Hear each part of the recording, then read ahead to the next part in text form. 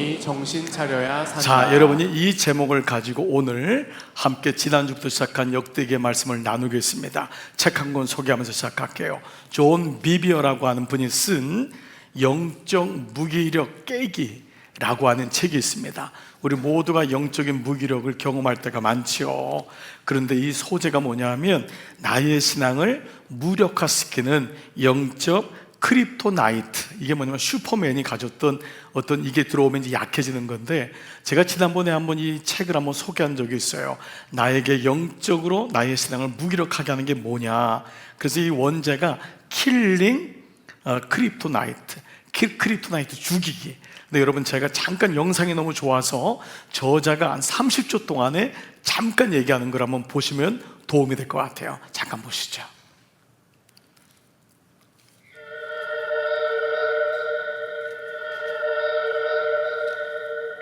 If you look at Superman and a Christian, there are striking similarities. He drew his strength from the sun, we draw our strength from the sun. He's from another world, we're from another world. He liberated the oppressed, we liberate the oppressed.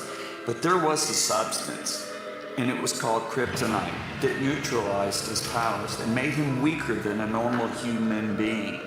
Now that's fictional, and we all know about it. There is a spiritual kryptonite that literally neutralizes our ability to change our world of influence. 네, 여러분, 짧은 얘기지만은 슈퍼맨을 무력화시키는 크립토나이트처럼 그리스도의 삶에 하나님 뜻대로 살고 싶어 하는데 무기력할 때가 있다는 거예요. 그렇게 만드는 요소가 있어서 그것을 제거하는 것이 중요하다는 거죠. 그러려면 말씀을 통해서 나의 가정과 나의 삶을 신앙으로부터 무기력하게 만드는 게 뭘까? 이걸 이제 찾아내는 것 아니겠습니까? 특별히 이제 우리가 역대기상을 묵상하면서, 역대기서는 정체성이거든요. 너는 하나님의 자녀다. 이게 지금 역대기서예요. 너는 하나님의 언약의 백성이다. 그런데 그들은 실수했잖아요. 옛날에 그걸 다 잊어버리고 살았던 것을 오늘 역대기를 통해서 다시금 말씀하는 거죠. 그래서 역대기를 이 공존하는 이 두 단어가 있다고 했죠. 죄와 회복이라는 거예요. 너는 어느 길을 선택하겠느냐. 이 길 속에서 어떻게, 우리의 삶에 죄로 인한 삶이 많잖아요. 그러나 그 중에서 하나님이 원하시는 것은 회복이다라는 것을 말씀하는 게, 즉 이 역대기는 정체성에 대한 소망, 너희는 이런 사람이야 라고 얘기하는 게 역대기라는 거죠. 그래서 이 크립토나이트라는 단어가 좀 어려우면 이거예요. 나의 아킬레스는 뭐냔 말이에요. 우리 가정을 약하게 하는 아킬레스. 여러분, 내 배우자에게 아킬레스가 있어요. 내 자녀에게 아킬레스가 있어요. 그건 여러분 자신이 알 거예요. 근데 모르는 사람도 있어요. 그렇기 때문에 실수했는데 또 그 길로 또 들어가는, 개가 토한 것을 먹고 돼지가 토한 것을 또 먹듯이 우리 인생에 말씀이 들어오면은, 아, 우리 가정에 약한 게 이거구나, 나에게 약한 부분이 이거구나 라는 것을 알게 되는 것이죠. 그래서 매장마다 이 책에는 나의 크립토나이트 제거하기, 나의 아킬레스 제거하기 라는 것이죠. 자, 근데 이 저자는요, 특별히 구약의 왕들, 우리가 이제 역대기를 통해서 이제 계속 배울 텐데, 열왕기 상하처럼 나온 구약의 왕들을 통해 보니까 이분들이 처음에는 다 잘하려고 했어요. 어느 왕인들 그렇지 않겠어요? 그런데 어느 날 시간이 지나면서 무너지더라는 거예요. 그 영적 크립토나이트, 아킬레스가 있는 거예요. 그래서 이 저자가 몇 가지 단어들을 발견해요. 자, 그 단어들을 발견하는데 이제 몇 가지를 좀 말씀드릴게요. 첫 번째, 회피. 직면하지 않아요. 늘 도망가기 바빠요. 주님 앞에 나오지 않고 동굴 속에 들어가 버리는 회피. 두 번째 단어는 죄책감. 죄책감 없는 사람 없죠. 늘 우울한 거예요. 늘 말씀을 들어도 죄책감과 연결되니까 기쁨이 없고, 내가 하나님의 자녀인데 라고 하는 그 기쁨보다도 늘 죄책감에 대한 마음이 크고, 욕망, 욕심이 없는 사람은 없어요. 그러나 그것이 과해지면은 욕망으로 바뀌어서 말씀 위에 우리를 끌고 가지요. 또 굳은 마음, 굳은 마음이 있으면 말씀이 들리질 않아요. 여러분 보세요. 배우자가 굳은 마음이 있으면은요, 아내 얘기가 안 들려요. 남편 얘기가 안 들려요.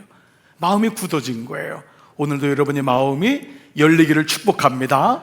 굳어지면 안 돼요. 절대 여러분, 어떠한 일이 어제 저녁에 있을지 몰라도 오늘 아침에 나왔을 때 여러분이 빗장을 열어야 돼요. 마음을 열어야 돼요. 또 고집. 이 고집이 말씀을 보니까 무너지는 사람의 특징이래요. 이 고집은 아닌 길인데도 막 가는 거예요. 소리를 지르면서 막 고집 피우는 거예요. 또 하나의 단어는 뭐냐 하면 좁은 시야. 멀리 보지를 못하는데 이런 왕들은 다 무너지는 거예요. 멀리 보지 못하고 그냥 요것만 보는, 눈앞의 것만 보는 좁은 시야. 그리고 결국은 분열돼요. 자기 마음도 분열되고 공동체도 가정도 하나가 되지 못하는 분열이란 단어가 등장하고요. 마지막 한 단어가 뭐냐 하면 우상숭배예요. 주술. 이건 오늘 사울 왕에 대한 얘기도 할 텐데, 놀랍게도 유다 왕들은 다 하나님을 믿는 사람이잖아요. 근데 이 사람들이 주술을, 무속을 따라가요. 무당을 따라가고 점을 보고 결국 무속인데, 마지막에 이 저자가 한 가지를 얘기하면서 이 모든 것이 어디로부터 기인했냐, 이 단어를 써요. 영적 둔함이란 단어를 써요. 이 이유가 뭐냐 하면 하나님이 말씀하는데도 둔하대요. 여러분, 우리 그런 거 있잖아요. 아무리 얘기해도 못 알아들으면 둔하다. 근데 영적으로 둔한 거예요. 그래서 마치 하나님이 나에게 사인을 주는데도 모르고 계속 걸어가는 삶이 영적 둔함이다. 이런 마치 말씀은 예수님이 오병이어를 일으켰는데 제자들은 그 먹는 떡에만 관심이 있는 거예요. 그 예수님 자체가 떡인데, 생명의 떡인데, 그때 예수님이 마가복음 8장 17절에서 이렇게 말씀해요. 보세요. 아직도 알지 못하며 깨닫지 못하느냐. 주님이 계속 말씀하시는데 아직도 깨닫지 못하고 알지 못하느냐? 그러는데 너희 마음이 이 원어에는 어찌 이리도 둔하냐, 이거예요. 어찌 너희 마음이 어찌 이리도 둔하냐. 여러분, 이 메시지는 오늘 우리에게도 적용되지 않을까요? 오늘 여러분이 하나님 말씀으로 다시 분별과 지혜가 회복되기를 축복합니다. 정말 놀라운 거예요. 자, 그래서 이 말씀이 오늘 역대기서에 어제와 오늘 말씀이 연결되고 있어요. 자, 지난 우리 금요일까지 여러분 족보 말씀 묵상하느라고 너무너무 수고하셨어요. 너무 애썼어요. 여러분, 시험 든 분 없죠? 여러분, 정말 역대기 말씀을 처음 보는 분도 많을 거예요. 근데 여러분, 이 역대기 말씀에 나온 이 족보들은 다 의미가 있다고 했잖아요. 그래서 어제 그 토요일부터 이제 사울에 대한 얘기가 나와요. 사울의 실패. 그리고 오늘이 11장인데 누가 나오죠? 다윗이. 이 얘기를 하기 위해서 사실 사울을 얘기한 거예요. 주인공은 다윗이에요. 그 다윗을 얘기하기 위해서는 사울을 비교한 거야. 아주 의도적인 장치죠. 즉, 이 말씀 뭐죠? 어떤 유기와 선택에 대한 말씀을 우리가 주고 있는 거죠. 아주 극명하게 비교하는 거예요. 자, 이 말씀 뭐냐 하면 내 안에 있는 사울이 죽어야 다윗이 왕이 되는 거예요. 이게 오늘 말씀 오는 포인트예요. 내 안에 있는 영적 크립토나이트, 약점이, 아킬레스가 뭔지를 말씀을 통해 들어야 돼요. 그게 보일 때 그래서 다윗이 왕이 되는 거예요. 그게 아니고 계속 내 문제는 그대로 있다면은, 제거되지 못한다면은 지뢰 위에다가 집을 쌓는 것과 별 다르지 않다라는 것을 보게 되죠. 자, 역대기는 우리가 누구인지를 계속 이야기하는 정체성이에요. 나는 하나님의 자녀다. 나는 언약의 백성이다. 나는 분명히 하나님의 은혜로 걸어갈 것이다. 아멘 할 것이다. 아멘 하다가 조상들이 돌아가셨는가? 그래서 아멘은 뭐예요? 내가 그렇게 될 줄 믿는다라는 거예요. 정말 그 마음이 내 안에 오는 게 이 역대기인 거예요. 그래서 역대기는 사울의 길과 다윗의 길을 보여주는 거예요. 이제는 그런데 사울의 길이 힘들어요. 이게 하나님의 자녀예요. 옛날엔 그 길이 재미있었어요. 근데 이제는 그 길이 불편해. 여러분, 이게 하나님 자녀의 특징이에요. 아멘. 그래서 사울의 길과 다윗의 길이 있지만 역대기는 포로에서 돌아온 사람이란 말이에요.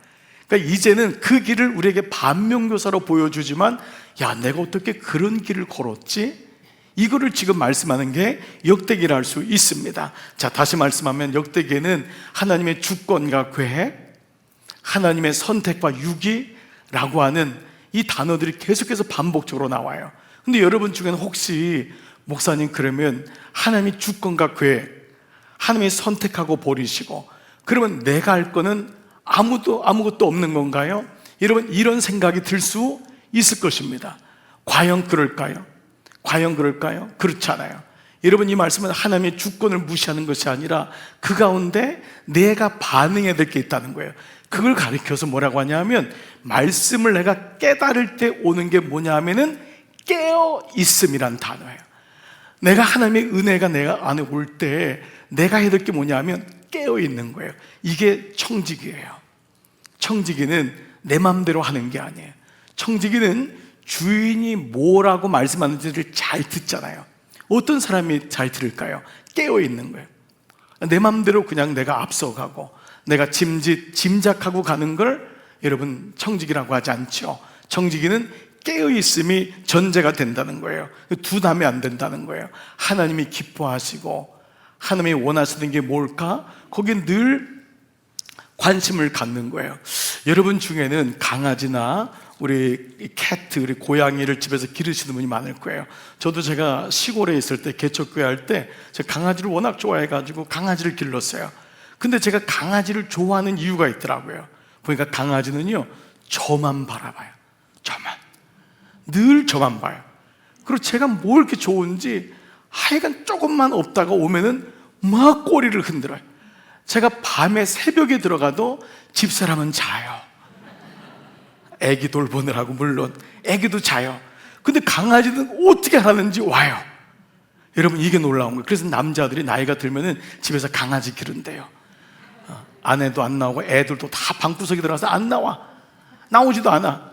왔는지 안 왔는지. 근데 강아지는 와요. 그러니까 여러분, 이 강아지를 보면서 야, 이게 믿음이라는 게 이거구나. 내가 하나님을 나는 이렇게 바라볼 수 있는가. 그 내가 뭐라고 그렇게 나의 기쁨이 되는 거예요. 참, 여러분 보세요. 오늘 이 말씀이 뭐죠? 깨어있음이에요. 깨어있는 마음. 그래서 오늘 말씀드린 대로 본문 이제 1절에 다윗 왕의 등장은 사울 왕의 죽음에서부터 시작된다. 다시요, 사울이 죽어야지 다윗이 왕이 되는 거예요. 내 안에 있는 모습을 말씀을 통해 보는 거죠. 자, 그래서 어제 말씀을 좀 여러분 볼게요. 어제 혹시 묵상 못했던 분들 또 한번 다시 보고 복습해 볼게요. 자, 어저께 10장 13절에서부터 사울 왕의 죽음이 시작돼요. 자, 한번 읽어볼게요. 시작. 사울이 죽은 것은 여호와께 범죄하였기 때문이라. 사울이 주님을 배신하였기 때문에 이렇게 죽었다. 자, 이 가로는요, 세 번역이에요. 그래도 좀 말씀에 원어적으로 좀 가깝게 현대적으로 말씀을 쓴 것이 세 번역이잖아요. 사울이 죽은 것은 범죄했다는데 사울이 주님을 배신했기 때문에, 이 말씀을 좀 더 원어적으로 본다면 약속을 어겼기 때문이라는 거예요. 그러니까 왜냐하면 하나님이 사울을 왕시킨 것은 하나님의 언약을 베푸신 거예요. 너가 앞으로 이렇게 할 거다, 이렇게 해라, 그래서 너가 이렇게 살 것이다 라고 언약을 했는데 어느 날 사울의 마음속에 언약이 잊혀진 거예요. 약속이 깨진 거예요. 그래서 오늘 그 다음 구절이 뭐냐 하면, 어떤 약속을 깼냐 하면은 바로 그 말씀이 나오는 거예요. 자, 그 다음 구절이 그가 여호와의 말씀을 지키지 아니하고. 사울은 하나님이 자기를 왕으로 세운 걸 알아요. 하나님이 언약을 걸으신 거예요. 그런데 첫 번째가 뭐냐면 하나님을 무시하기 시작한, 말씀 보지 않아요. 여러분, 이 언약, 말씀을 언약이라고 해요. 구약, 신약, 구약 성경, 신약 성경, 이게 언약이에요. 근데 내가 말씀을 모른다는 것, 보지 않는다는 것은 하나님의 뜻에 관심이 없다는 거예요. 그래서 여러분이 아무리 바빠도 말씀을 묵상하고 그 말씀을 가지고 살아가는 것이 결국은 잘 살고 승리하는 길인데, 사울은 결국 왕이 된 다음에 뭐죠? 말씀을 무시하기 시작해요. 그러니까 사울 왕 옆에는 다 그냥 온갖 시종 잡배가 다 붙어요. 사울 왕이 딴 길로 가는데도 옆에서 아첨만 해요. 나중에는 무당에까지 인도해요. 여러분, 이렇게 되는 거예요. 말씀을 무시하니까. 그 다음에 9절 뭐라고 나와 있죠? 자, 보세요. 신접한 자에게, 이게 사울의 최종적인 타락의 마지막이에요. 신접한 자에게 가르치기를 치청하고, 이 말씀이 세 번역에는 오히려 점쟁이와 상의하며 점쟁이의 지도를 받았다. 얼마나 비참합니까? 하나님이 세웠는데 마지막에 결국은 점쟁이의 지도를 받고 점쟁이에게 상담 가고, 내 인생이 어떻게 되냐, 내 아이가 언제 결혼할 거지, 내가 언제 직장 다니면 되지, 요즘 뭐지, 요즘도 말할 것도 없잖아요. 결국 이것이 사울 왕의 마지막 모습이 됩니다. 결국 하나님은 본보기를 보이세요. 사울을 미워해서가 아니에요. 이렇게 가면은 모든 사람이 결국 쫓아가니까 아버지를 죽여요. 근데 그 아들들도 너무 타락해서 자녀까지 세 아들을 다 죽입니다. 그 다음 구절에 뭐죠? 여호와께서 그를 죽이시고, 여호와께서 그를 죽이시고 그 나라를 이새의 아들 다윗에게 넘겨준 거예요. 하나님의 유기와 선택이 극명하게 시작합니다. 자, 사울의 이런 모습이요, 사무엘상 13장부터 시작해요. 사울도 처음에는 잘했어요. 누구든지 처음엔 잘해요. 근데 이게 지속되는 게 중요해요. 여러분, 제가 신앙생활을 가만 보니까 신앙생활은 장거래예요. 처음 몇 년 잘하는 게 아니에요. 목회도요, 처음 몇 년 동안은 누가 못해요. 이것이 20년, 30년, 40년 가야 돼요. 주님 앞에 갈 때까지 여러분 승리하시기를 축복합니다. 믿음은 단거리가 아니에요. 끝까지 가서 주님 앞에 갔을 때 칭찬받는, 이게 마지막 레이스, 마지막까지 가는 거예요. 그런데 오늘 사무엘상 13장에 보니까 제사장이 이 사무엘이 드려야 될 번제를 조금 늦게 오니까 사울이 조급해져요. 기다리지 못하고 자기가 번제를 드려요. 이게 처음의 실패의 원인인데 이걸 가리켜 예배의 실패라고 해요. 그러니까 여러분, 예배가 너무 중요해요. 사울 왕이 전쟁에서 진 게 아니었어요. 겉으로는 블레셋이 막 쳐들어오고 이러니까 연합국 때문에 많이 쫄죠. 근데 여러분, 그게 실패가 아니에요. 그 실패의 본질이 뭐냐 하면 예배에서부터 실패하는 거예요. 여러분, 한번 우리는 어떨까요? 우리의 본질을 들여다봐야 돼요. 여러분, 이 주일날 예배가 이게 그냥 쉬운 게 아니에요. 제가 보니까 우리 교회는요 30분, 1시간, 심지어 2시간 거리에서 오는 분이 상당수예요. 근데 제가 그분들을 보니까 그분들이 예배 태도가 달라요. 왜냐하면 그분들은 오면서부터 예배를 드리더라고요. 어떤 분은 가까우니까 쌩하고 와요. 한 1부 때도 시리파 끌고 온 분이 있어요. 그냥 집이 바로 요 앞인 것 같아. 집 앞이니까 넘어지면 교회인가? 이런 거야. 너무 편하게 온 거예요. 내가 뭐라고는 안 했어요. 근데 오늘 그분이 이 말씀 듣다가 좀 찔렸을 것 같아요. 예배는 그게 아니에요. 오면서부터, 어떤 분은 오면서부터 이미 일부 예배를 들으면서 메시지를 한 번 또 듣고 또 들어요. 어떤 분은 1부, 2부, 3부를 드려요. 왜 그러죠? 예배가 너무 귀중하니까. 그때부터 예배가 시작되는 거예요. 여러분이 멀리 있다고 여러분 위축되지 마세요. 준비하고 오는 과정에서 이미 예배가 되는 거예요. 그러니까 이 예배가 너무 소중해요. 예배는 작전 타임 같은 거예요. 여러분 보세요. 농구 경기, 축구 경기, 해프타임이 있잖아요. 그렇게 엄청난 연봉을 받는 사람도 작전 타임인데 감독의 지시를 받는 거예요. 예배는 하나님의 지혜를 받고 지시를 받는 시간인 거예요. 주님, 제가 어떻게 살면 좋을까요? 내가 이 자녀하고 어떻게 관계를 풀어나갈까요? 제 마음속에 있는 이 크립토나이트, 이거 어떻게 하면 제거하면 좋을까요? 영적인 잠에서 깨어나는 거예요. 그러니까 막 감독들이 그 비싼 연봉 받는 사람한테 막 소리를 지르잖아. 정신 차리라고. 지금 우리가 지고 있다고. 이러면 진다고. 그래서 최선을 다해서 다시 마음가짐을 모으는 것입니다. 여러분, 예배의 소중함을 여러분 느끼고 정말 마음을 쏟기를 축복합니다. 예배는 온전히 마음을 쏟는 거예요. 이게 쌓이는 거예요. 이게 실력인 거예요. 예배만으로 여기면 안 돼요. 예배 때 와서 여러분 그냥 친구한테 카톡하고, 왜 딴 때 카톡하지? 예배 때 와서 카톡해. 생각났대. 생각. 그 사람이. 그건 여러분 하나님이 생각나게 하는 게 아닙니다. 예배를 자꾸 방해하는 거예요. 자꾸 집에 불도 안 끄고 온 것 같고 막 이런 마음들. 예배에 주님께 온전히 집중하는, 여기서 역사가 일어나요. 저 15장에 보니까요 2번째 실패가 있어요. 아말렉하고 전쟁했는데 하나님이, 아말렉은 죄의 대명사거든요. 진멸해야 된다. 이건 하나님의 잔인해서가 아니에요. 죄에 대해서 진멸해야 된다. 근데 사울이 생각해 보니까 이해가 안 되는 거예요. 왜 진멸해? 나중에 포로로 있어도 되는데, 나중에 좋은 건 남겨둬서 먹으면 되는데. 그래서 이 아말렉의 아가강을 살려줘요. 그리고 소와 양 중에 좋은 것을 다 내버려 둬요. 사무엘이 와서 뭐라 그래요? 순종이 제사보다 낫다. 그러면서 얘기하잖아요. 그러니까 여러분, 이 말씀을 통해 우리가 깨닫는 게 있는 거예요. 여러분 뭐예요? 바로 욕망과 자기 생각이에요. 이것이 우리 크립토나이트가 될 수 있어요. 사울에게는 이게였어요. 사울은 물질에 대한 욕망, 물론 여러분 물질을 통해 주님의 영광을 위해 쓰는 건 너무 소중한 거예요. 여러분, 그런 기업 되기를 정말 저는 축복해요. 우리 자녀들, 우리 교우들 가운데 말씀을 가진 기업가가 나왔으면 좋겠어요. 아멘할 타이밍이에요. 정말 여러분, 정말 이 아멘할 때 아멘, 이게 내 말씀이 되는 거예요. 여러분 자녀 중에 정말 물질 약속을 가진 기업가, 하나님의 거부들이 나오기를 축복합니다.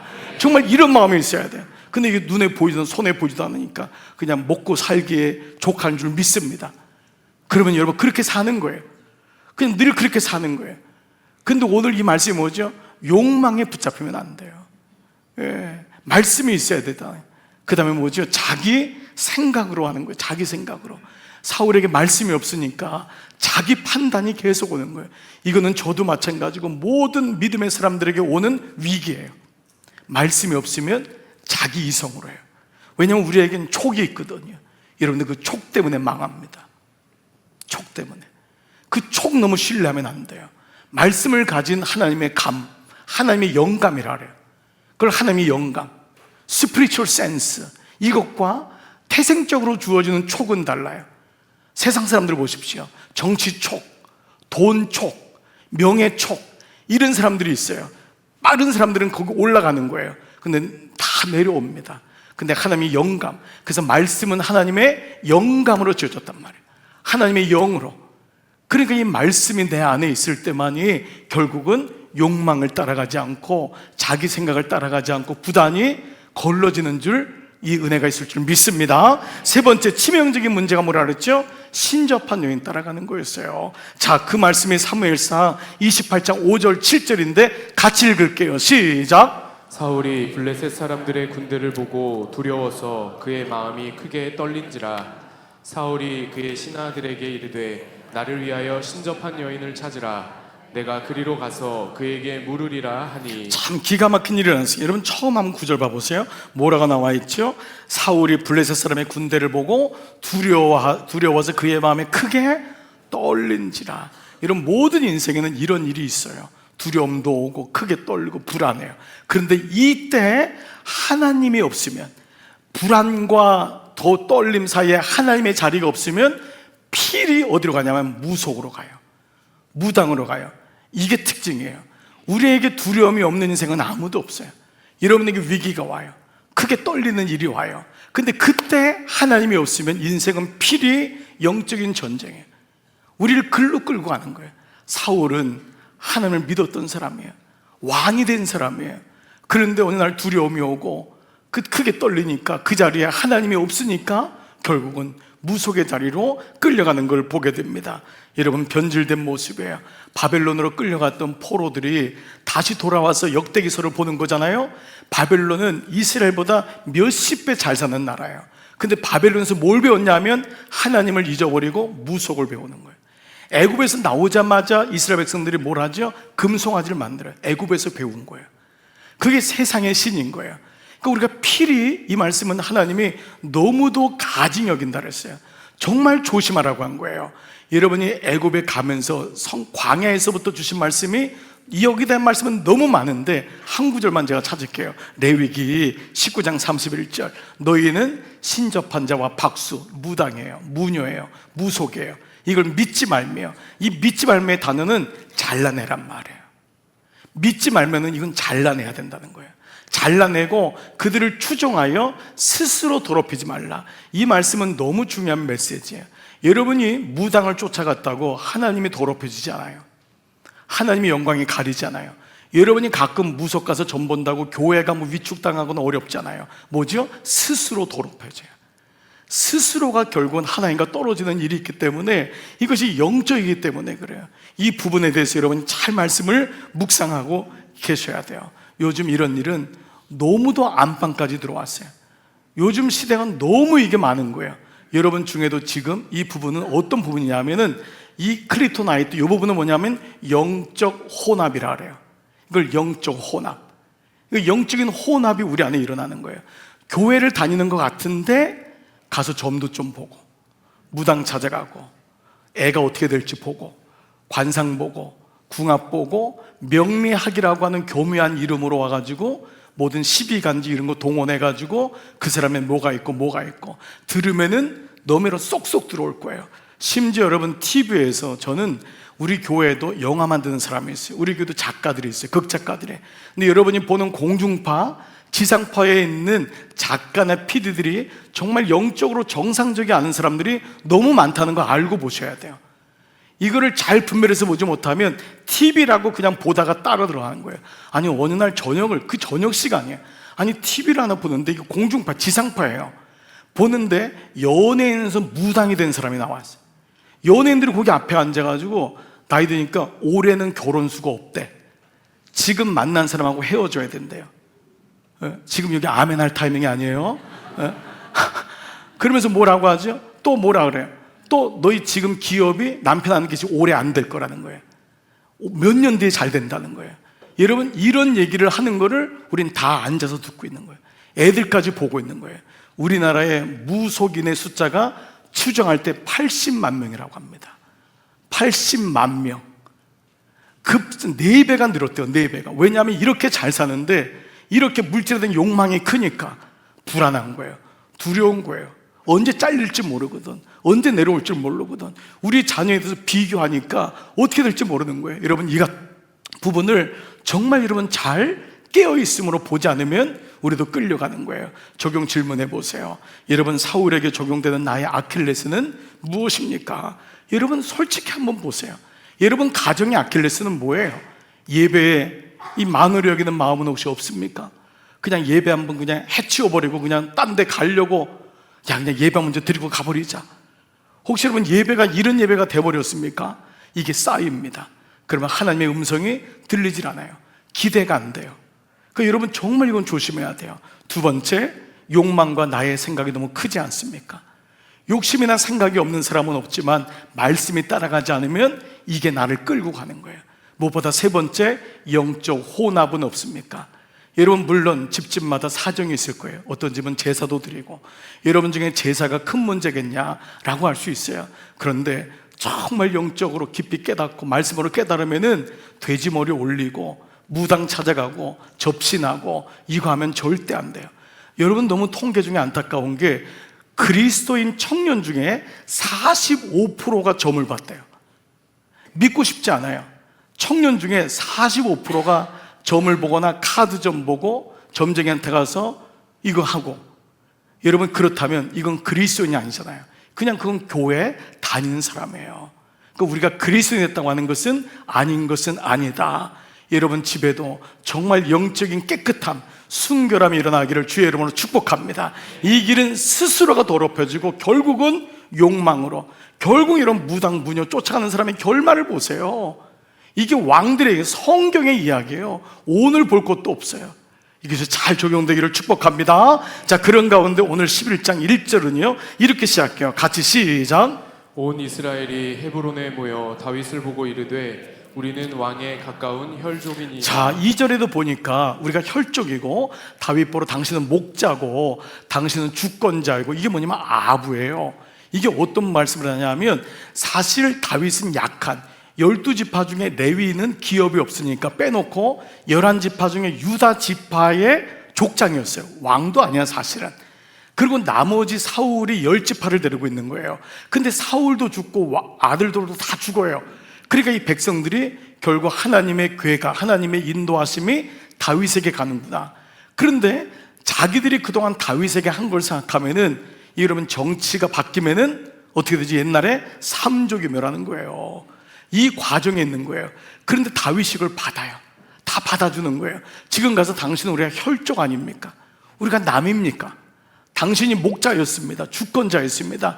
그래서 이스라엘의 장로들이 다 다윗에게 가는 장면을 지금 얘기하고 있어요. 4절 보세요. 자, 그래서 3절 한번 같이 읽을게요. 시작. 이에 이스라엘의 모든 장로가 헤브론에 있는 왕에게로 나아가니 헤브론에서 다윗이 그들과 여호와 앞에 언약을 맺음에 그들이 다윗에게 기름을 부어 이스라엘의 왕으로 삼으니 여호와께서 사무엘을 통하여 전하신 말씀대로 되었더라. 다윗은 하나님이 하신 겁니다. 그래서 이들을 다 받아줘요.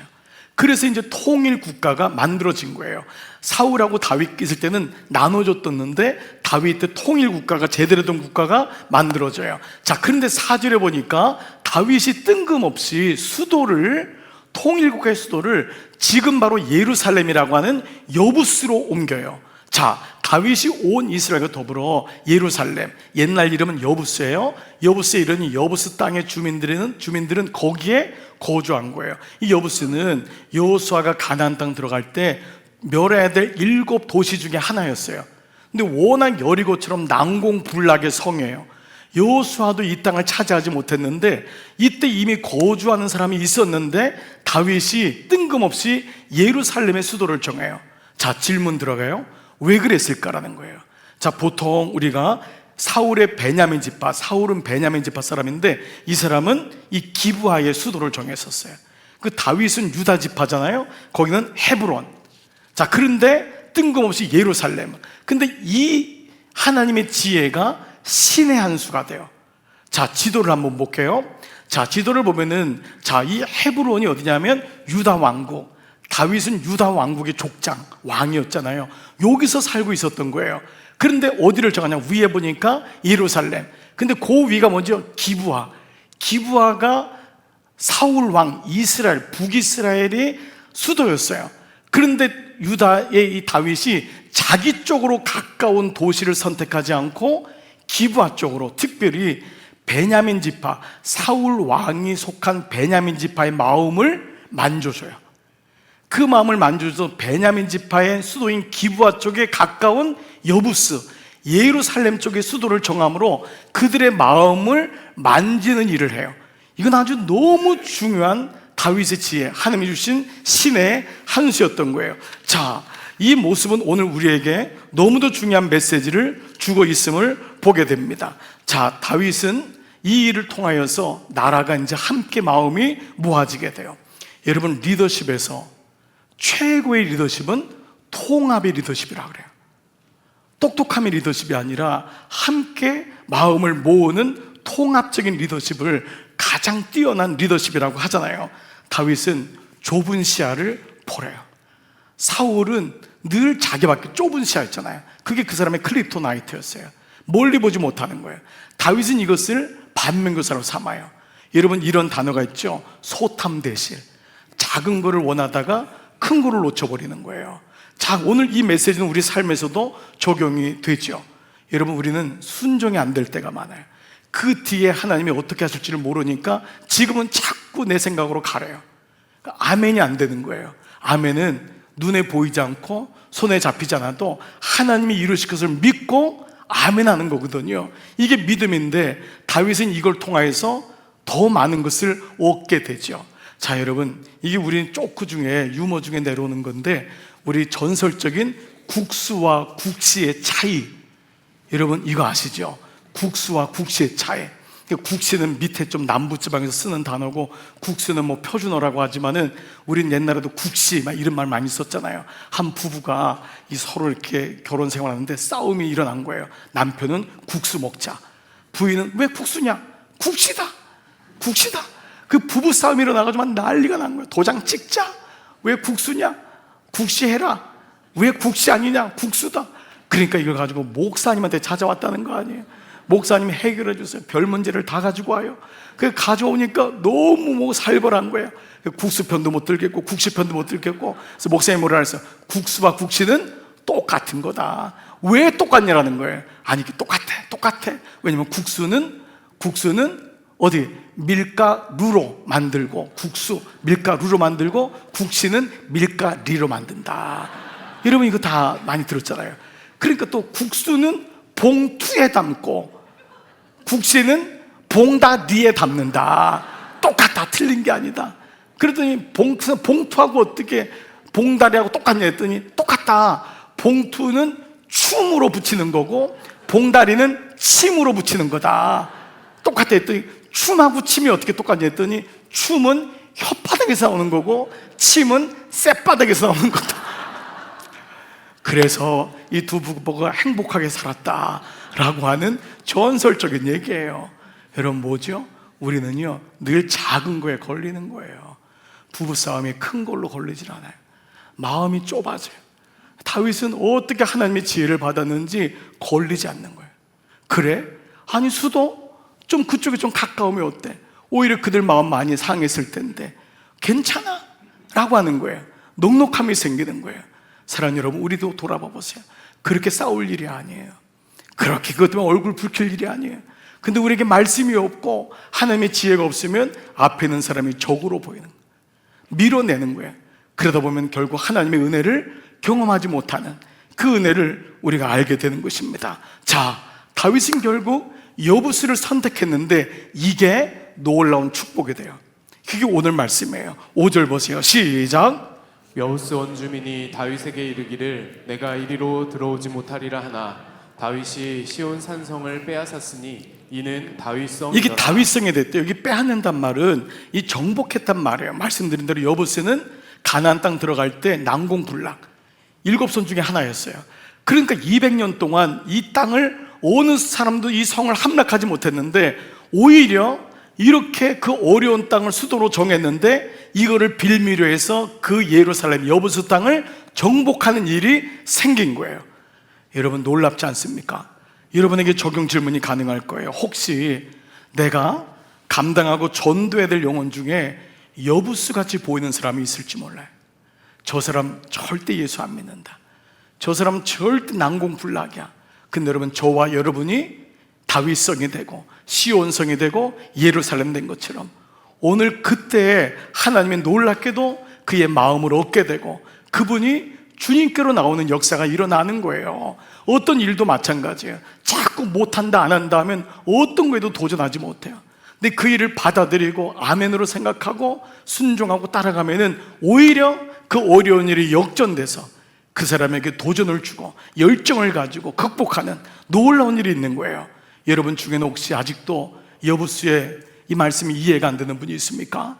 여러분 여부스를 점령하시기를 축복합니다. 그래서 오늘 이 말씀 속에 요압을 누가 먼저 올라갈 거냐 했더니 요압이 먼저 올라가잖아요. 요압이 뭐가 되지? 우두머리가 되는 거예요. 영적인 원리예요. 천국은 침나는 자의 곳이구나. 우리 마음속에 그런 마음이 있어야 돼요.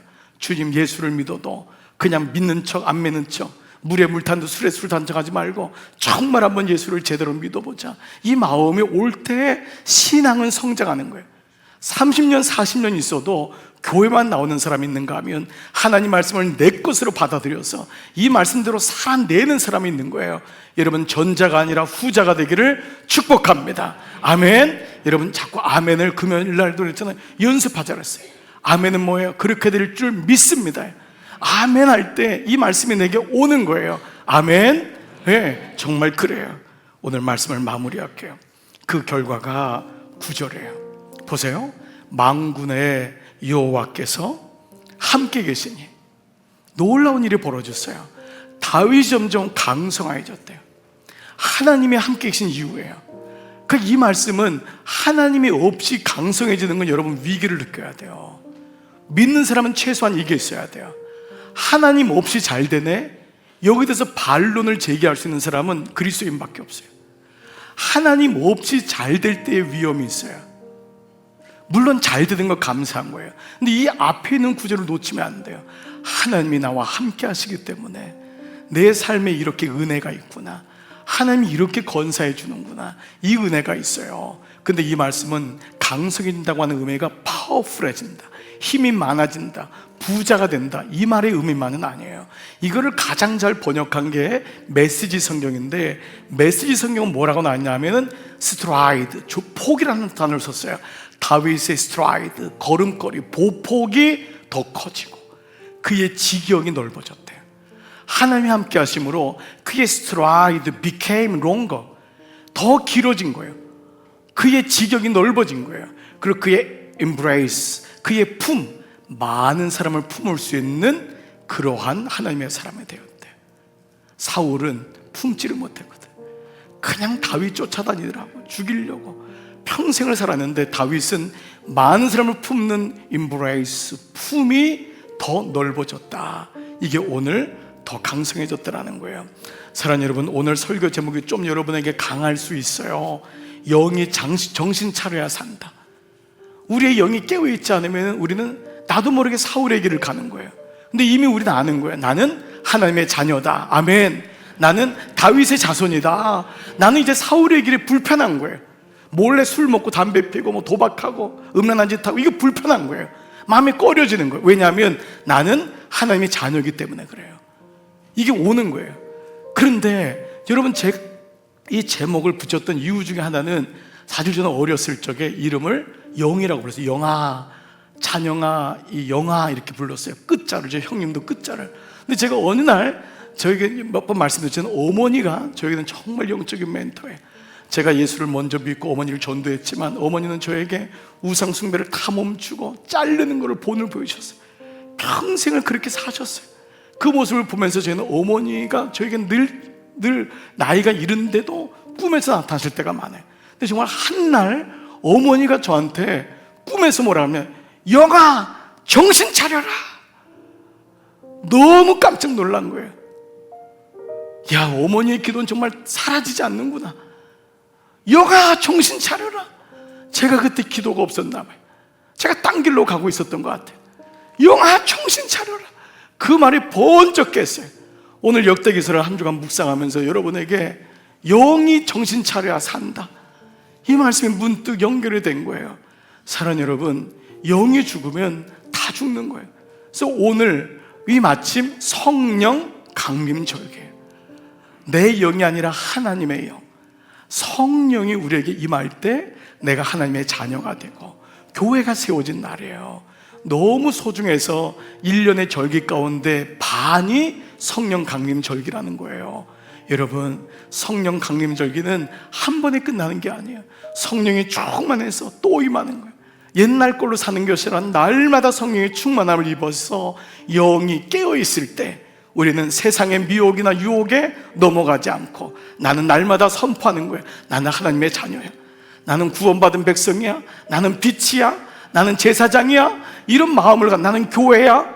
나는 이 마음이 선포되는 거예요. 오늘 계속 그 마음이 오니까 어느 날 나도 모르게 내가 그 길을 걷고 있는, 말씀대로 이루어지는 역사가 역대기를 통해 보여주는 소망의 말씀입니다. 여러분, 한 주간 동안 하나님의 영이 여러분 위에 충만하기를 축복합니다. 그리고 무엇보다도 말씀을 듣고 잊어버리지 말고 선언해 보세요. 선포해 보세요. 오늘 말씀처럼 나는 사울의 길이 아니야. 나는 다윗의 길이야. 나는 하나님의 사람들이야. 내 머리로 복잡하게 생각하지 마세요. 이 말씀의 원리가 작동되기 시작하면은 그때부터 우리는 하나님의 자녀로 살아가는 역사가 이룰 줄 믿습니다. 아멘. 여러분, 이 시간 노트와 말씀 다 드시고 자리에서 다 한번 일어나시겠습니다. 오늘은 성령 강림 절기입니다. 오늘 특별히 여러분, 우리 이 찬양, 빈들의 마른 불같이 시들은 나의 영혼, 주님의 약속한 성령 간절히 기다리네, 이 찬양할 텐데, 여러분, 이 찬양은 8번의 6박자예요. 그래서 늦게 부르면 정말 시들은 나의 영혼이 돼요. 이거는 앞에다가 임팩을 줘야 돼요.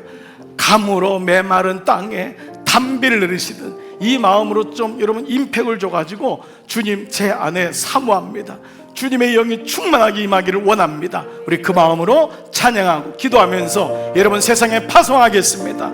함께 찬양하시죠. 빈들의 마른 불같이 시들은 나의 영혼, 주님의 약속한 성령 간절히 기다리네. 감으로 메마른 땅에 담비를 내리시듯 성령의 담비를 부어 새 생명 주옵소서. 반가운 빗소리 들려 산천이 춤을 추네. 아멘. 봄비로 내리는 선 내게도 주옵소서. 감으로 메마른 땅에 담비를 내리시듯 성령의 담비를 부어 새 생명 주옵소서. 철 따라 우로를 내려 초목이 무성하니 갈급한 내 심령 위에 성령을 부으소서. 감으로 메마른 땅에 담비를 내리시듯 성령의 담비를 부어 새 생명 주옵소서. 참되신 사랑의 언약 어길 수 있사오랴. 오늘의 흡족한 은혜 주실 줄 믿습니다. 감으로 메마른 땅에 단비를 내리시듯 성령의 단비를 부어 새 생명 주옵소서. 감으로 메마른 땅 저에게 단비를 내려 주옵소서.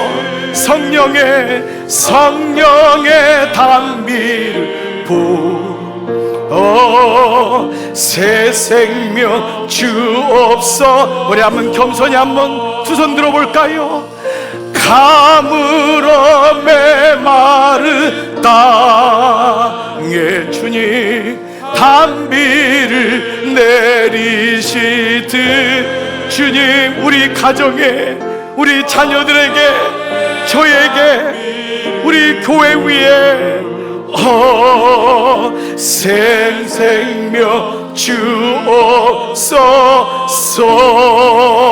주옵소서. 사랑하는 여러분, 두 손 들고 함께 기도했으면 좋겠어요. 여러분은 주님의 자녀입니다. 아멘. 여러분은 빛된 존재예요. 여러분은 왕같은 제사장이에요. 사울의 길은 불편한 거예요. 주님 이 시간 선언하기를 바라요. 선포하기를 바라요. 주님 저는 이 길로 다윗의 길을 걷겠습니다. 저의 폭이 넓어지고 저의 지경이 넓어지고 저의 품이 커지기를 소원합니다. 하나님 점점 강성해지기를 원합니다. 주님이 함께 계시니 함께 선포하고 선언하며 기도하겠습니다. 살아계신 아버지 감사합니다. 여러분의 입술로 고백해 보세요. 여러분이 들리도록 여러분이 말씀을 가지고 선포해 보세요. 아버지 저에게 다윗의 길이 아닌 사울의 길이 아닌 다윗의 길을 걷게 하심을 감사합니다. 사울의 길은 나하고 어울리지 않습니다. 사울의 길은 제가 쳐다보고도 싶지 않습니다. 아버지 오늘 주님 제게 주시는 다윗의 길을 끝까지 승리하게 하여 주옵소서.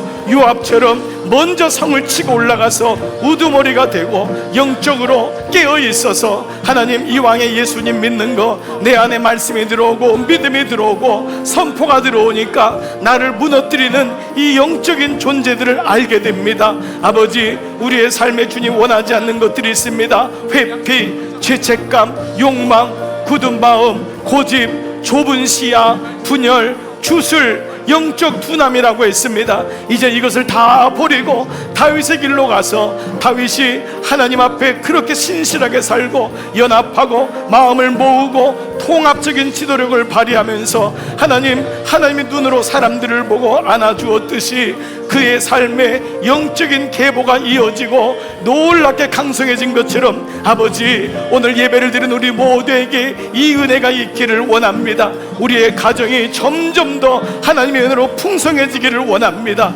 하나님의 은혜로 부유하게 되기를 원합니다. 가난과 절망과 병마와 모든 저주는 떠나가게 하시고 하나님의 은혜로 새로워지게 하시고 특별히 우리 부부들, 우리 가정들, 우리 자녀들, 부모님들 하나님의 은혜에 올려드립니다. 말씀으로 선포하고 선언될 때 그것이 내 귀에 들리고 나의 높아진 생각이나 나의 우울감이나 내 자기 생각에 빠지지 아니하고 오직 말씀만이 나를 일으킬 수 있습니다. 선언하게 하여 주옵소서. 성령 강림절기를 통하여 성령의 충만이 내게 임하기를 원합니다. 생각으로 충만하지 말게 하시옵소서. 나의 논리로 충만하지 말게 하시옵소서. 아버지 하나님의 성령의 영이 내게 임하니 성령 충만이 되고 그때 내가 누군지를 깨닫게 되고 교회가 세워지는 것처럼 한 주간의 삶 속에서 주님 바라보고 주님 말씀 의지하여 주님 다윗의 길을 걸어가는 우리 모두로 인도하여 주옵소서. 이 말씀이 내게 선포될 때에 내가 들리게 하시고 하나님의 은께 들리게 하시고 악한 마귀가 7길로 왔다 한 길로 왔다가 7길로 떠나가는 그 은혜가 있기를 원하옵고 기도합니다. 빈들의 마른 불같이 시들은 내 영이 다시 주의 언약으로 이루어지게 하여 주옵소서. 일어날 줄 믿습니다. 아버지 감사합니다. 예배에 기름 부어주시고 이렇게 말씀을 사모하는 성도들이 모여서 일심으로 함께 예배드리고 성전을 떠나갑니다. 그러나 성전 예배만 멈추지 말고 삶의 예배로 이어지게 하시고, 그 말씀이 들리는 대로 고백되고 선언되고 선포되어 하나님 마귀가 듣고 도망가게 하시고, 하나님은 들린 대로 우리에게 축복하게 하시고, 내 말씀이 내 귀에 들리니 나도 그런 삶을 사는 놀라운 은혜가 있기를 원합니다. 사울의 길은 쳐다보지도 말고 걸어가지도 말고 하나님 마음에 두지도 말게 하시고, 혹이나 사울의 길에 있다면 빨리 다윗의 길로 넘어서서 이 축복의 길로 정신 차리고 영의 정신 차리고 일어나는 우리 모두로 인도하여 주시옵소서. 한 주간의 삶을 주님께 의탁합니다. 아버지, 치열한 삶 속에서 주님 잊지 말게 하시고 성령으로 충만케 하여 어느 곳에 있든지 늘 서로 중보해주고 서로 기억해주면서 함께 걸어가는 우리 영의 온 가족 되게 하여 주옵소서. 이제는 성부와 성자와 성령의 은총이 머리 숙인 모든 사랑하는 종들 위에, 우리 대한민국 위에, 우리 교회 위에 이제로부터 영원토록 함께 하시기를 간절히 축원하옵나이다. 아멘. 아멘. 아멘.